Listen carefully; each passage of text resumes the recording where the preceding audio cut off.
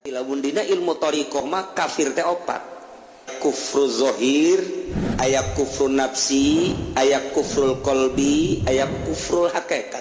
Lamun kufru zahir mah gampang, jelema nyembah lain ka Allah kufur zahir.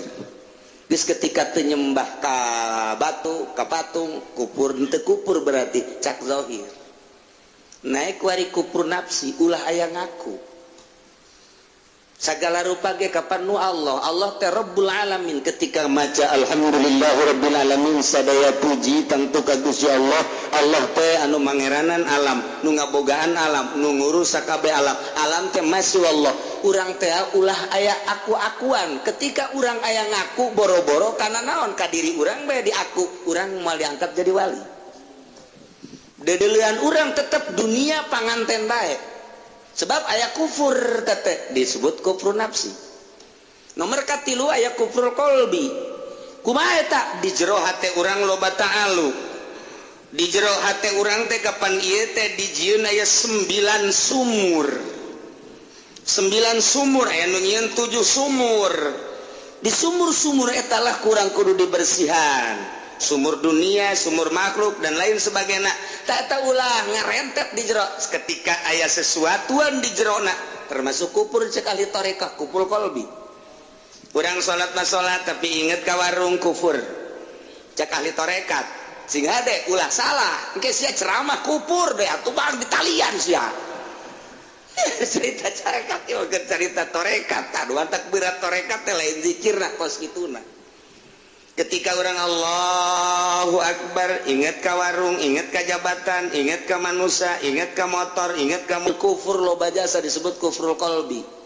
Iyalah anu bakal ditata ku ahli thariqah mah tah zikirna, tah tafkurna, tah muraqabahna. Nya, teu ulah datang ka kufur. Lamun urang geus bisa kufur zahir mah emang henteu, tinggal kufur nafsi. Kedua, katiluna kufrul qalbi, kaopatna kufrul hakikat. Urang bisa tidinya, urang seuri di luhur. Jen ini eta mah.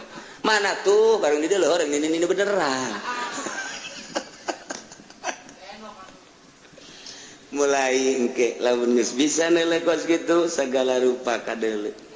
Sagala rupa katembong jelas tajali di dieu ge tajali teh ebre waqa'a ihat tajalli jelas. Jadi jelas geus jelas. Mulai urang lamun engke ka hiji lembur ka ambe ku urang aya walian ya di dieu mun aya solihinan aya solihin coba tangan haji solihin di mana ge. Terus dia ngobrol batinnya lantaran sarua itu tersep dunia batin urang tersep dunia nu tersep dunia jeung nu tersep dunia ngahiji urangna hirup kene itu geus maot pan itu teu maot sarua bae maot oge zahir ge hungkul teu maot pan hakikatna mah ngahiji ngalaksanakeun metode-metodena ngaleungitkeun kakufuran opat kufrul zahir kufrun nafsi kufrul qalbi kufrul hakikat.